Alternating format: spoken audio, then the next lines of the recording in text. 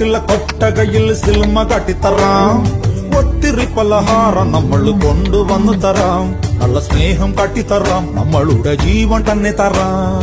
മധുര ലഡുവിൽ കാണും തൊണ്ട് മുന്തിരി പോലെ നിന്റെ സംഖ്യലും മെല്ലെ കറി നമ്മളെ ഇഷ്ടം.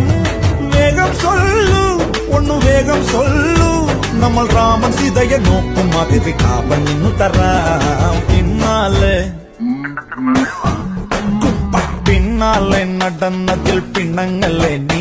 കടക്കണ്ണാലെ എറിഞ്ഞതിൽ പിണങ്ങല്ലേ നീ.